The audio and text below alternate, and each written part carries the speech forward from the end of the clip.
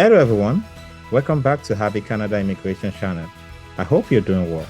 In this chapter, we'll discuss 4 refusal reasons for Canada study permit and what you can do.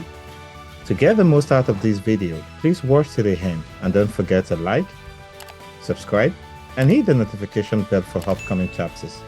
So let's get right into the video. According to IRCC, at least 30% of Canada's study permits are refused. If your study permit is refused, you have 2 options. Appeal the refusal or apply again, addressing the reasons for refusals. This video will help you identify 4 common reasons for study permit refusals and what you can do about them.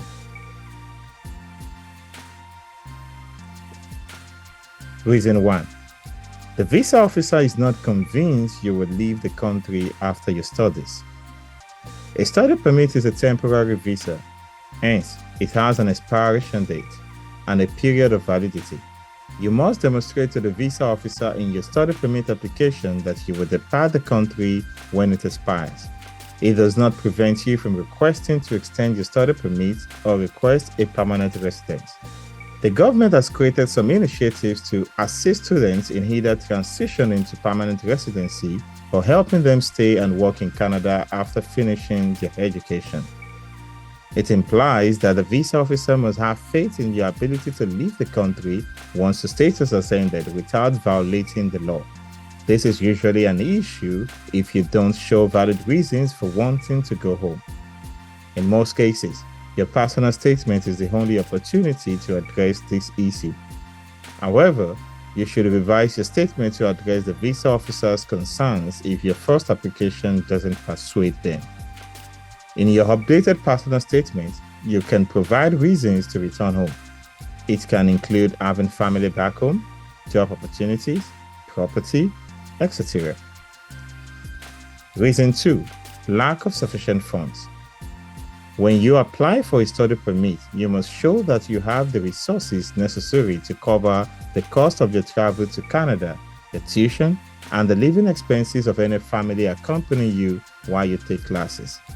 The government often requires 6 months of bank statement to verify that you have sufficient funds. As a result, your application may get rejected if you do not have the resources to support yourself and your family in Canada. If your application is refused due to a lack of sufficient funds to support yourself, you should pay close attention to the financial documents you included in your application. Remember that the amount of funds you demonstrate in your application is to show the visa officer that you have enough funds to support yourself.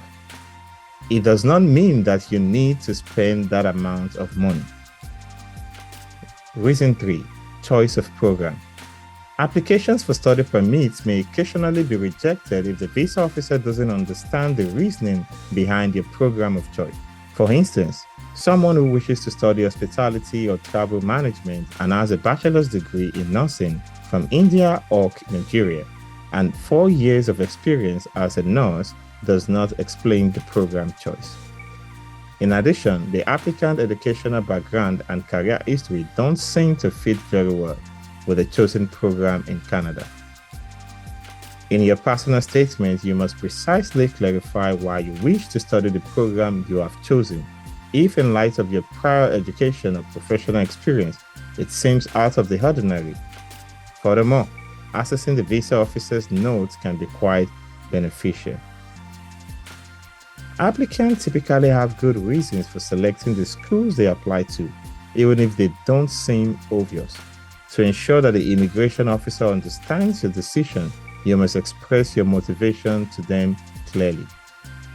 Reason 4. Your letter of acceptance is from a non-DLI.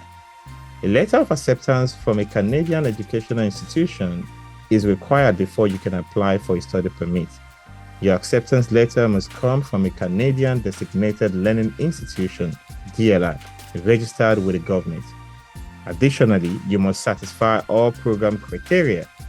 The visa officer may reject your acceptance letter if they have issues with its validity or your ability to fulfill the program's requirements. You can reapply to a DLI and get a new acceptance letter to resolve this issue. For example, suppose the visa officer has concerns about your ability to fulfill program requirements, such as not having required IELTS scores or meeting specific program requirements. In that case, you can provide additional documents showing how you meet the requirements or reappear for IELTS with better scores. That is all for today in this chapter. I'd love to hear your thoughts on this in the comment section below. Stay strong, stay fit, and see you later in the next chapter. Thank you.